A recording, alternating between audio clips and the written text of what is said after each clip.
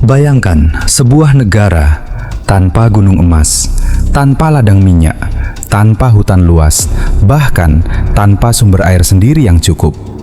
Sekarang, bayangkan negara itu menjadi salah satu pusat keuangan dunia, rumah bagi bank-bank raksasa global, pelabuhan tersibuk di planet ini, dan tempat uang dari seluruh dunia berputar setiap detik. Inilah paradoks Singapura, sebuah pulau kecil di Asia Tenggara, luasnya bahkan lebih kecil dari Jakarta, tetapi mampu menciptakan kekayaan nasional yang membuat negara-negara kaya sumber daya alam terlihat tertinggal. Pertanyaannya sederhana, tapi jawabannya sangat kompleks. Bagaimana mungkin negara yang nyaris tak punya apa-apa justru memiliki segalanya? Apakah ini soal keberuntungan? Apakah karena penjajahan Inggris? Atau karena pemimpin otoriter yang visioner? Jawabannya tidak sesederhana itu.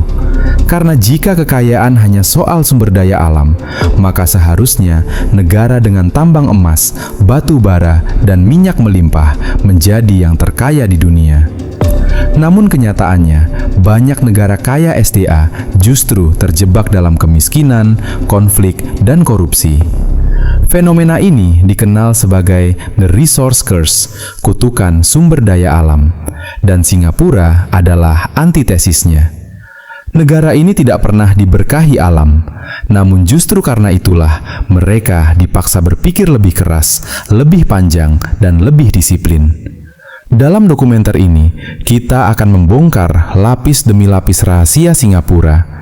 Dari sejarah awalnya yang rapuh, strategi pelabuhan dan perdagangan, keuangan global dan dana investasi negara, hingga modal manusia dan institusi yang nyaris tanpa celah.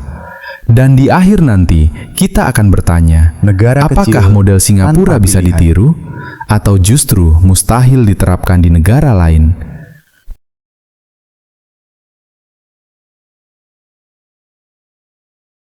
Singapura bukanlah negara yang lahir dengan keunggulan alam. Secara geografis, ia hanyalah sebuah pulau datar, tanpa gunung, tanpa sungai besar, dan tanpa lapisan tanah yang kaya mineral. Tanahnya sempit, airnya terbatas, lahannya cepat habis. Bahkan sampai hari ini, Singapura mengimpor hampir semua kebutuhannya, air minum, bahan pangan, energi, bahkan pasir untuk reklamasi. Artinya, sejak awal sejarah modernnya, Singapura hidup dalam kondisi ketergantungan ekstrim. Pada abad ke-19, pulau ini tidak dikenal sebagai pusat produksi apapun. Ia hanyalah titik singgah. Namun justru disinilah cerita mulai berubah. Singapura dan jalur perdagangan dunia. Letak Singapura berada di salah satu jalur laut paling strategis di dunia, Selat Malaka. Setiap kapal yang berlayar dari Timur Tengah ke Asia Timur, Eropa ke Cina, Afrika ke Jepang, hampir pasti melewati jalur ini. Singapura tidak punya emas, tidak punya minyak, tetapi ia punya posisi. Dan posisi, jika dikelola dengan benar, bisa lebih berharga daripada tambang manapun. Pada masa kolonial Inggris, Singapura dijadikan free port, pelabuhan bebas tanpa pajak tinggi. Tujuannya sederhana, membuat kapal-kapal singgah, bongkar muat, lalu berlayar kembali. Namun, efek jangka panjangnya luar biasa. Pedagang berdatangan, uang berputar, aktivitas ekonomi tumbuh. Singapura mulai belajar satu hal penting. Uang tidak harus diciptakan dari tanah, tapi dari pergerakan. Kemerdekaan yang nyaris menjadi bencana. Ketika Singapura keluar dari Federasi Malaysia pada 1965, banyak analis internasional justru memprediksi negara ini akan gagal total. Kenapa? Tidak punya sumber daya alam, tidak punya hinterland ekonomi, tidak punya pasar domestik besar, bahkan tidak punya pasokan air mandiri. Lee Kuan Yew sendiri menangis di televisi nasional saat pengumuman pemisahan. Bukan sandiwara, itu ketakutan nyata. Namun dari krisis inilah lahir mentalitas nasional Singapura. Jika kami tidak menciptakan keunggulan sendiri, kami akan mati. Tidak ada romantisme alam, Tidak ada nostalgia agraris, yang ada hanya satu pilihan, bertahan hidup lewat kecerdasan sistem. Keputusan paling penting, menolak jalan mudah. Banyak negara baru memilih jalan populis, subsidi besar, proteksionisme ekonomi tertutup. Singapura memilih sebaliknya, ekonomi terbuka, disiplin fiskal, aturan ketat, meritokrasi ekstrim. Ini bukan pilihan populer, ini pilihan rasional dan dingin. Negara ini sadar, mereka tidak bisa bersaing lewat kuantitas, maka mereka harus menang lewat kualitas dan kecepatan. Dan di titik inilah Singapura mulai merancang dirinya, bukan sebagai negara biasa, melainkan sebagai mesin ekonomi global. Namun semua itu belum cukup, karena tanpa pelabuhan yang hidup, tanpa logistik super efisien, tanpa kepercayaan dunia, Singapura tetap hanya akan menjadi pulau kecil tanpa masa depan. Dan disitulah kita masuk ke bab berikutnya. Jika Singapura adalah tubuh, maka pelabuhannya adalah jantung. Yang Dan jantung tambang. itu tidak hanya memompa barang, tetapi juga uang, pengaruh, dan kekuasaan ekonomi global. Jika Anda ingin memahami Singapura, lupakan dulu gedung pencakar langitnya, lupakan pusat perbelanjaannya, lupakan Bandara Changi, datanglah ke pelabuhannya. Di sanalah denyut ekonomi Singapura benar-benar hidup. Setiap hari, siang dan malam, ribuan kontainer bergerak seperti darah dalam arteri raksasa. Tidak berhenti, tidak tidur, tidak menunggu. Yang menarik, sebagian besar barang itu bahkan tidak pernah dikonsumsi di Singapura. Mereka hanya lewat. Dan justru dari lewat inilah uang diciptakan. Transshipment, rahasia yang jarang dipahami. Sebagian besar orang berpikir pelabuhan menghasilkan uang dari ekspor impor nasional. Itu salah. Singapura tidak kaya karena mengekspor barang buatan sendiri. Singapura kaya karena menjadi penghubung perdagangan dunia. Konsep kuncinya adalah transshipment. Artinya, kapal besar datang dari Eropa. Kontainer dibongkar, dipindahkan ke kapal lebih kecil, lalu dikirim ke Asia Tenggara, Asia Timur, atau Pasifik. Singapura berfungsi sebagai hub, bukan produsen. Hampir setengah dari kontainer yang masuk ke pelabuhan Singapura hanya transit. Namun, setiap kontainer itu membayar biaya bongkar muat, membayar jasa logistik, membayar asuransi, membayar bahan bakar, membayar layanan pelabuhan.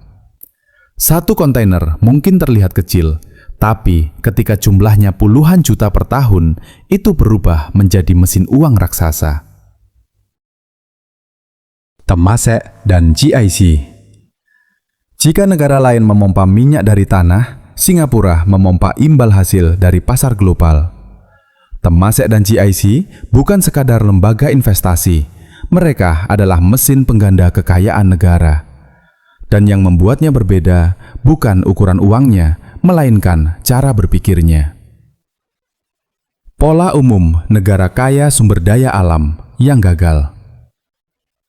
Banyak negara kaya sumber daya alam melakukan kesalahan yang sama. Uang tambang masuk APBN dibelanjakan untuk subsidi habis dalam satu generasi. Ketika sumber daya alam habis, negara ikut jatuh. Singapura belajar dari kegagalan itu, bahkan sebelum punya sumber daya alam. Mereka bertanya, jika suatu hari uang berhenti masuk, apa yang tersisa? Jawabannya, aset produktif global. Temasek, negara sebagai investor. Temasek didirikan bukan sebagai bank, bukan sebagai kementerian, melainkan sebagai investor profesional. Prinsipnya sederhana tapi ekstrim. Tidak ada intervensi politik harian, keputusan berbasis return jangka panjang, transparansi tinggi, manajemen kelas dunia. Artinya, negara mempercayakan uangnya pada profesional, bukan politisi. Ini langkah yang sangat jarang dilakukan, dan hasilnya, kepemilikan saham di ratusan perusahaan global dari keuangan, teknologi, energi, kesehatan, tersebar lintas negara dan sektor. Singapura tidak bergantung pada satu komoditas. Ia menyebar risikonya ke seluruh dunia. GIC, dana masa depan. Jika Temasek agresif, GIC lebih konservatif. GIC bertugas menjaga cadangan nasional untuk krisis, untuk generasi berikutnya, untuk stabilitas jangka panjang. Ini seperti tabungan negara, tetapi dikelola dengan strategi global. Ketika krisis global terjadi, Singapura tidak panik, tidak berutang besar-besaran, tidak mencetak uang berlebihan, karena mereka sudah siap. Efek psikologis global. Ada dampak lain yang jarang dibahas, kepercayaan investor global. Ketika dunia melihat negara kecil tapi punya dana investasi raksasa, dikelola profesional, stabil puluhan tahun, maka modal asing masuk dengan sendirinya. Singapura menjadi safe haven, pusat regional tempat uang merasa aman. Dan ketika uang merasa aman, ia datang tanpa dipanggil. Perbedaan mentalitas paling penting. Inilah pembeda utama Singapura. Negara ini berpikir lintas generasi, bukan lintas pemilu. Keputusan ekonomi tidak dibuat untuk popularitas, pencitraan jangka pendek, melainkan untuk keberlanjutan. Dan inilah sesuatu yang tidak bisa dibeli dengan sumber daya alam. Namun uang dan investasi saja belum cukup, karena tanpa manusia yang cerdas, terlatih, dan disiplin, semua sistem ini akan runtuh. Singapura tidak punya tambang, tidak punya ladang minyak, tapi mereka punya manusia sebagai aset utama. Banyak negara berpikir begini, kalau kita buka ekonomi, kita akan kalah oleh negara besar. Singapura justru berpikir sebaliknya. Kalau kita menutup diri, kita pasti mati. Inilah fondasi kebijakan ekonomi Singapura sejak awal kemerdekaan, terbuka ke dunia tapi tertutup terhadap kekacauan. Negara tanpa pasar domestik. Singapura hanya memiliki beberapa juta penduduk, artinya pasar domestik kecil, konsumsi terbatas, tidak cukup menopang pertumbuhan ekonomi jangka panjang. Maka satu-satunya pilihan adalah menjual ke dunia, bukan ke diri sendiri. Ekonomi Singapura dirancang untuk ekspor jasa, ekspor nilai tambah menjadi pusat regional, bukan untuk melindungi industri lokal yang tidak kompetitif. Dan ini keputusan yang sangat berani. Tarif rendah, kepastian tinggi. Singapura terkenal sebagai negara dengan tarif impor rendah, pajak korporasi kompetitif, regulasi jelas, birokrasi cepat. Bagi pebisnis global, ini surga. Namun, di balik kemudahan itu, Singapura menerapkan aturan yang sangat ketat. Tidak ada kompromi soal hukum pelanggaran kecil bisa berujung denda besar.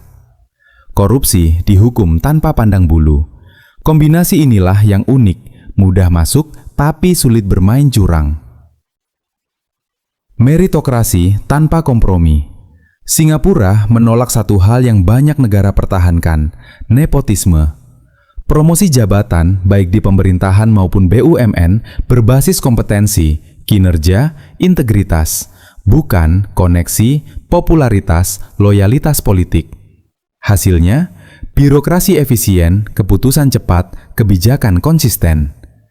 Singapura memperlakukan negara seperti perusahaan besar dengan rakyat sebagai pemegang saham jangka panjang. Investasi asing bukan ancaman. Banyak negara takut asing menguasai ekonomi. Singapura justru berkata, "Masuklah, tapi main sesuai aturan kami." Hasilnya, perusahaan multinasional membuka kantor regional, transfer teknologi lapangan kerja, bergaji tinggi, pajak stabil. Alih-alih kehilangan kedaulatan, Singapura justru mengendalikan ekosistem. Mereka tidak menjual tanah sembarangan, tidak menjual kontrol strategis. Yang mereka jual adalah kepastian hukum dan efisiensi, dan dunia bersedia membayar mahal untuk itu. Disiplin fiskal yang dingin. Singapura terkenal tidak boros. Belanja negara terukur berbasis hasil, minim pemborosan. Subsidi bukan alat politik. Subsidi adalah alat stabilisasi. Negara ini menolak hidup di atas utang jangka pendek. Mereka berpikir seperti ini. Jika kita nyaman hari ini tapi rapuh besok, itu kegagalan. Namun, semua aturan dan kebijakan ini akan percuma jika tidak didukung oleh manusia yang mampu menjalankannya. Dan disitulah Singapura menaruh investasi terbesarnya. Anda bisa punya sistem hukum terbaik, pelabuhan tercanggih, modal finansial besar. Namun, tanpa manusia yang terlatih, semua itu hanyalah bangunan kosong. Singapura sadar betul, manusia adalah satu-satunya sumber daya yang tidak bisa mereka impor sepenuhnya. Apakah model Singapura bisa ditiru? Banyak negara bertanya, bagaimana cara menjadi seperti Singapura? Pertanyaan ini keliru. Yang benar, bagian mana dari Singapura yang bisa kami pelajari? Karena meniru secara mentah hampir pasti gagal. Yang tidak bisa ditiru. Mari jujur, tidak semua negara bisa, kecil dan terkonsentrasi homogen secara administratif, cepat mengambil keputusan, disiplin ekstrim. Geografi Singapura unik, sejarahnya spesifik, tekanan eksistensialnya nyata. Banyak negara terlalu besar, terlalu kompleks, terlalu terfragmentasi. Yang bisa dipelajari. Namun ada prinsip universal. 1. Institusi lebih penting dari sumber daya alam. 2. Pendidikan adalah investasi ekonomi, bukan sosial semata. 3. Korupsi adalah biaya terbesar pembangunan. 4. Berpikir jangka panjang mengalahkan popularitas. 5. Diversifikasi sebelum krisis datang. Negara kaya sumber daya alam yang berhasil adalah negara yang mengelola hasil alamnya seperti Singapura mengelola modal. Kutukan sumber daya alam versus keberkahan. Sistem Singapura membuktikan, kekayaan bukan soal apa yang kamu punya, tapi bagaimana kamu mengelolanya. Banyak negara gagal bukan karena miskin, melainkan karena salah insentif, salah prioritas, salah tata kelola, dan ini bisa diubah. Pelajaran terpenting, Singapura tidak bertanya, apa yang bisa kami ambil dari rakyat? Mereka bertanya, sistem apa yang membuat rakyat produktif? Inilah perbedaan filosofis yang menentukan, dan ini membawa kita ke penutup besar. Kesimpulan besar. Ketika negara menjadi sistem, bukan sekadar wilayah. Singapura mengajarkan dunia satu pelajaran pahit namun jujur. Alam tidak menjamin kemakmuran. Ada negara yang kaya alam tapi miskin. Ada negara yang miskin alam tapi kaya. Perbedaannya bukan takdir, perbedaannya adalah pilihan jangka panjang. Singapura bukan negeri ajaib. Singapura tidak sempurna, tidak romantis, tidak penuh janji manis, namun ia konsisten. Ia menghargai kompetensi, menghukum kecurangan, menyiapkan masa depan, berpikir lintas generasi. Dan konsistensi ini dalam waktu panjang mengalahkan kekayaan alam manapun. Pesan terakhir untuk penonton. Jika Anda tinggal di negara kaya sumber daya alam, jangan bertanya, kenapa kita tidak sekaya Singapura? Tanyakan, apakah kita membangun sistem seperti Singapura? Karena masa depan suatu bangsa tidak ditentukan oleh apa yang ada di tanahnya, melainkan oleh apa yang ada di pikirannya. Singapura tidak diberi kemewahan oleh alam, mereka dipaksa untuk cerdas, dan mungkin itulah berkah terbesar yang pernah mereka terima.